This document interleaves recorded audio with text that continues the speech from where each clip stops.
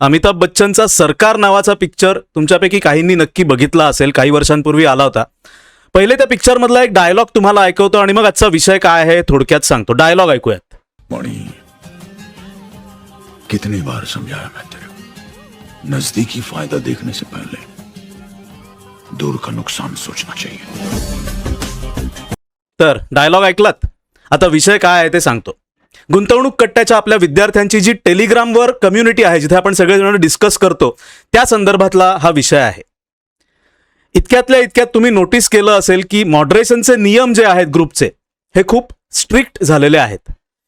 Shares विषयी सल्ला देणाऱ्या पोस्ट, टिप्स देणाऱ्या पोस्ट, अशा ज्या असतील ह्या पोस्ट तातडीने डिलीट केल्या जातात. आणि मग मला लोकांच्या ईमेल येतात की सर, असं मॉडरेशन का चाललंय, ग्रुपमधल्या पोस्ट डिलीट का होत आहेत, आम्ही काय चुकीचं केलंय. तर ह्याचं कारण असं आहे की सेबीचे बदलणारे नियम. सेबी ही भारतातली इन्व्हेस्टमेंट, शेअर मार्केट ह्या सगळ्या गोष्टींवर नियंत्रण ठेवणारी संस्था आहे, आपल्याला सगळ्यांना माहिती आहे.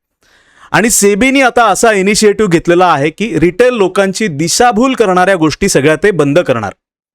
मग शेअरची एखादी टीप असेल, एखादा शेअर घ्या मल्टीबॅगर होईल असे सांगणारे मेसेज असतील, हे सगळं पाठवणं आता बेकायदेशीर आहे. हे सगळ्यांनी लक्षात घ्या. हे लोकांना लक्षातच येत नाही की का, लोकांना असं वाटतं की मी काहीतरी उगाचच माझा वेळ जात नाही म्हणून मी या पोस्ट डिलीट करतो. तर तसं नाहीये. सेबीचे जे नियम आहेत ते नियम आपल्याला पाळले पाहिजेत. मी काही कोणी आउटलॉ नाहीये. आणि म्हणजे तुम्ही म्हणाल की इतर केवढ्या युट्यूब चॅनलवर चालू असतात गोष्टी, ते तुम्ही अलाउ करता, म्हणजे ते सेबी अलाउ करते, मग आपण का नाही करायचं. तर जे नियम तोडतात त्यांना तोडू दे, मी नियम तोडत नाही असं आपण प्रत्येकाने म्हणलं पाहिजे. शेअर मार्केटचा प्रशिक्षक म्हणून मी तुम्हाला काय शिकवतो की आपण आपल्या ट्रेडिंगमध्ये एक सिस्टीम पाळली पाहिजे, सिस्टीमचे नियम पाळले पाहिजे. मग नियम पाळण्याला जर का इतकं महत्त्व आपण आपल्या कामात देत असू शेअर मार्केटच्या, तर ह्या ज्या ग्रुपवरच्या पोस्ट आणि ह्याच्यात जे सेबीचे जे नियम आहेत, गव्हर्नमेंटचे नियम आहेत, ते का नाही पाळायचे. जे नियम आहेत, जी सर्क्युलर आहेत, त्याचा मी अभ्यास करतो. त्या सर्क्युलरमध्ये ज्या गोष्टी बसत नाहीत त्या डिलीट करतो. इतकं सोपं आहे. मला मेल करून तुम्ही का विचारता की ही पोस्ट का डिलीट झाली आणि ती पोस्ट का डिलीट झाली. त्याचं कारण तुम्हाला माहिती आहे. त्या पोस्टमध्ये दिलेलं असतं सिंपल की हा शेअर वाढेल. आणि असं सांगणं, तुमच्याकडे लायसन्स नसेल तर असं सांगणं बेकायदेशीर आहे. त्यामुळे हे समजून घ्या सगळ्यांनी. आणि आता ह्याच्यावर मी कंप्लायंट मार्ग काढलेला आहे. आपल्याला जर का शेअर मार्केट हा विषय शिकायचा असेल तर मी द वेल्थ लॅब नावाचं पूर्णपणे कंप्लायंट प्रॉडक्ट काढलेलं आहे.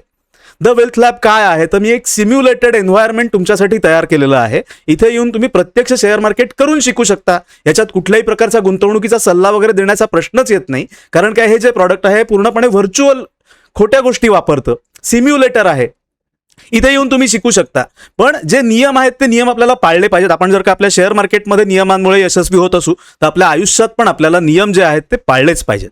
त्यामुळे कृपया सगळ्या मेंबर्ससाठी हा मेसेज आहे की तुम्ही जर का पोस्ट करणार असाल, आपलं कट्टाग्राम ॲप पण आता आलेलं आहे, ते पण तुम्ही डाउनलोड करू शकता प्ले स्टोअरवरनं. कट्टाग्राम असं ॲप आहे.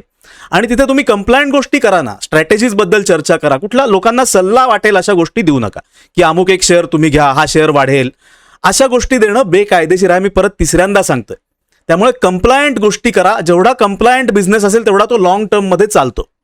जे लोक आत्ता सेबीचे नियम न पाळता असे युट्यूबवर सल्ले, टिप्स, रेकमेंडेशन्स ह्या गोष्टी करतायत, यांना कदाचित ही गोष्ट लक्षात आली नसेल की आता AI आणि ह्या गोष्टींमुळे सेबीचं लक्ष सगळीकडे आहे आणि कधीही ते तुमच्यापर्यंत पोचू शकतात. त्यामुळे नियमात राहणं ह्याच्यातच सगळ्यांचं हित आहे. जो व्यवसाय नियमात राहतो तो मोठा होतो. साधं उदाहरण घ्या तुम्ही. एखादा दुकानदार आहे जो बिलं करत नाही टॅक्स वाचवायचा म्हणून, तो किती मोठा होऊ शकतो? नाही होऊ शकत मोठा. पण एखादा मॉल असेल जो प्रॉपर GSTची बिलं करतो, तो मॉल कितीही मोठा होऊ शकतो, स्केलेबल होऊ शकतो.